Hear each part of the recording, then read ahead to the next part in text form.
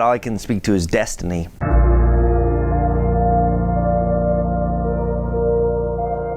When I first sat down with my co-writer Ben Cochio, we decided on chronology. I thought the bravest choice we could make with this film was to tell it in chronological order.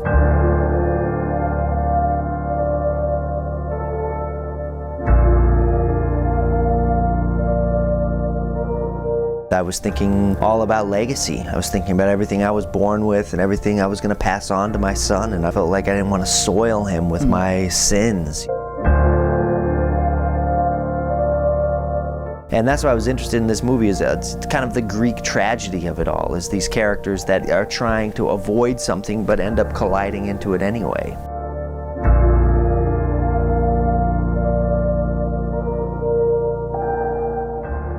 I think love is so much more complicated and beautiful than just like happiness. Let's do this.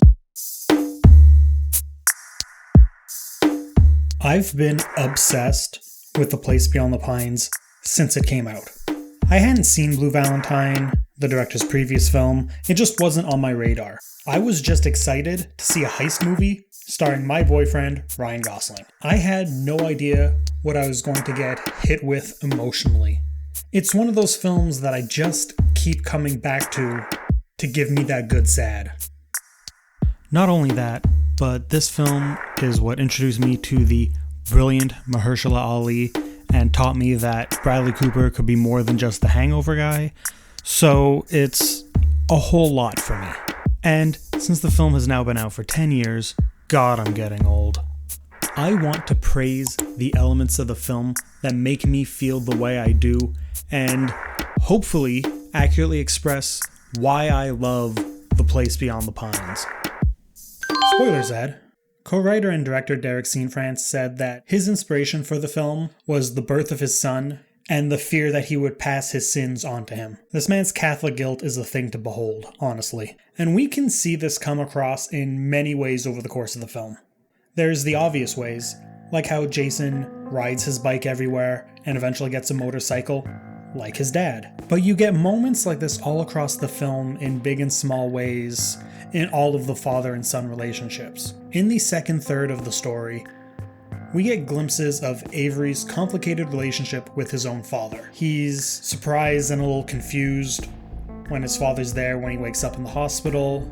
His dad tells him that a limp could be great for a career in politics, something that Avery shoots down, only for him to use the same hero status from the injury to get himself a huge promotion not long after. Or should I say, he tries to, but it doesn't work.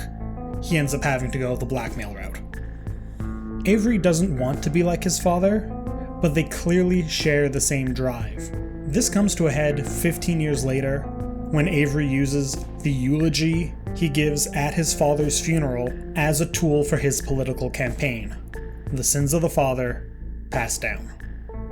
Then you look at AJ, who has clearly picked up his father's cocky entitledness. Avery feels like he deserves to quickly rise in the ranks, and uses the fact that he uncovered corruption in the police force as a tool to do so. AJ feels like he deserves compensation from Jason for the money that he lost during a drug bust, despite the deal being AJ's idea. On top of that, we have Avery being physically abusive to AJ to get his point across, followed by AJ taking his fight with Jason way too far. The sins of the father passed down. If you know the film, which I hope you do at this point, then you know about the motif of visual parallels that runs through it. This is a great tool to build the connection between storylines, specifically Luke and Jason, without bogging it down with scenes stating it outright. This also extends past just their relationship, but to the structure of the film itself. A great, if not blunt, visual motif in the film is how we get these handheld tracking shots following the major characters, adding importance to their actions. Cianfrance really delivered a perfect film in terms of the way he communicates the story and its themes visually and musically. a point that we will get back to shortly. These shots not only build those connections, but play into another theme that the director was tackling here: destiny. As we go through the story, it can, at first, feel like a textbook example of causality, divorced from the idea of destiny.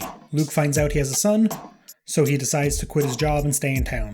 He meets and befriends Robin, who convinces him to rob banks.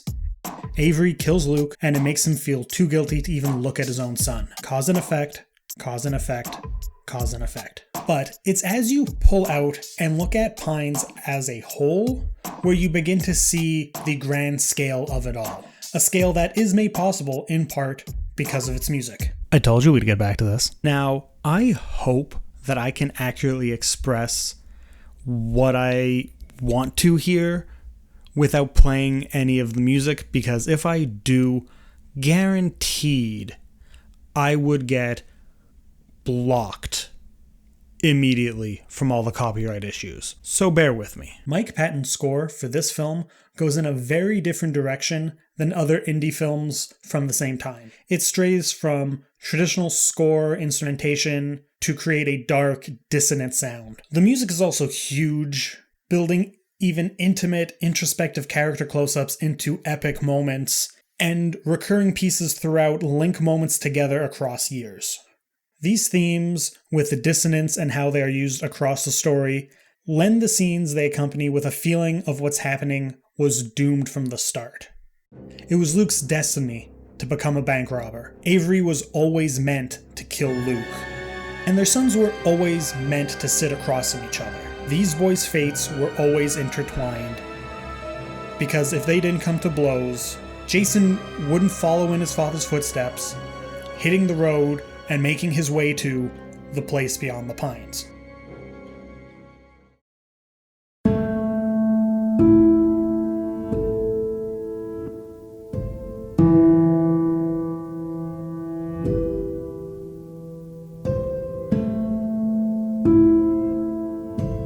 And after all this, I don't think I've accurately described why I love this film, because I don't think I really can. I cannot put to words the feeling I felt seeing it for the first time in the theaters. I can't properly describe the credits rolling and my friend leaning into my lap and whispering to me, "We have to make movies." The joy of cinema, the sadness of the story, and the inspiration that it can give you creatively isn't going to be something that everyone experiences. I did, but I can't give that to you in a video. I can't give that to you by showing you the film. I can only feel it myself and hope that this film or some film gives that same feeling to you. Thank you so much for watching, and until next time, have a good one.